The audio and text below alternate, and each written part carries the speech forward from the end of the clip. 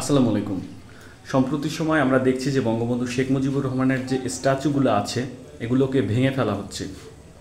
তার স্ট্যাচুগুলো ভাঙেন, ঠিক আছে, কারণ এগুলো আমাদের ধর্মেও একদমই ঠিক না কারো স্ট্যাচু বানানো। এটা তার জন্যও ভালো, তবে যে পদ্ধতিতে তারা ভাঙছে এটা একদমই ঠিক না। তিনি আমাদের দেশের একজন সম্মানিত ব্যক্তি, তাকে অপমান করে যেভাবে ভাঙা হচ্ছে এটা খুবই নিন্দনীয় এবং ঘৃণিত একটি কাজ। এটা যারা করছে তারা কেউ সুস্থ স্বাভাবিক মানুষ না আমার ধারণা।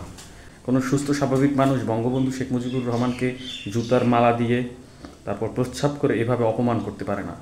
এই অধিকার তাদের আসলে নেই। কিন্তু এরপরও আমি দেখছি কিছু মানুষ এগুলো হা করে দেখছে, এনজয় করছে। এগুলো খুবই নোংরা মানসিকতার পরিচয়।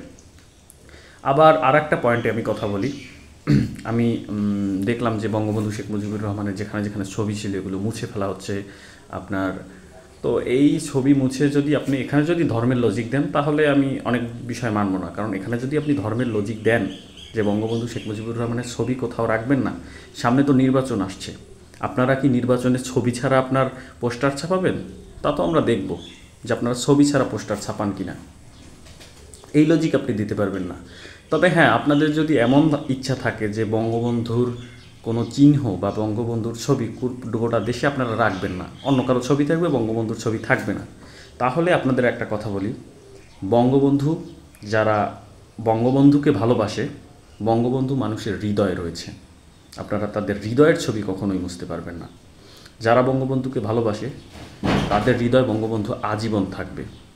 ফেসবুকে আর একটা জিনিস দেখলাম যে একজনে পোস্ট করছে যে যাদের বঙ্গবন্ধুর প্রতি এতই ঘৃণা তাহলে আপনারা টাকা ছিঁড়ছেন না কেন?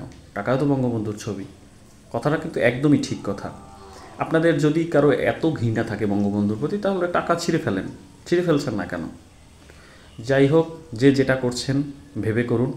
কোনো সম্মানিত ব্যক্তিকে অপমান করে কখনোই কোনো ভালো কিছু হয় না।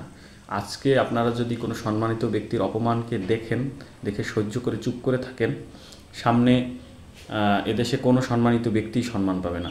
সামনে আপনারা যারা সম্মানিত ব্যক্তি আছেন আপনাদেরও এইভাবেই অপমান করা হবে। তাই যেটা ঠিক মনে হয় আপনার সেটাই করুন, আর বিবেক দিয়ে কাজ করুন। আমি এখানে কোনো দলের পক্ষ হয়ে কথা বলছি না, আমি কথা বলছি একজন মহান নেতার পক্ষ হয়ে, একজন মুক্তিযোদ্ধা সংগ্রামীর পক্ষ হয়ে। আপনি কোন দল করলেন, কি করলেন না করলেন এটা কিছুই যায় আসে না, তবে উনি যে একজন মহান ব্যক্তি এটা আপনাকে স্বীকার করতে হবে। এটা যদি আপনি না মানেন তাহলে আপনি মুনাফিক, ঠিক আছে? এই ৭১-এর স্বাধীনতার পেছনে যতজন মানুষের অবদান রয়েছে প্রত্যেকেই মন থেকে সম্মান করা উচিত। সকলে ভালো থাকবেন, সুস্থ থাকবেন, ধন্যবাদ। আসসালামু আলাইকুম।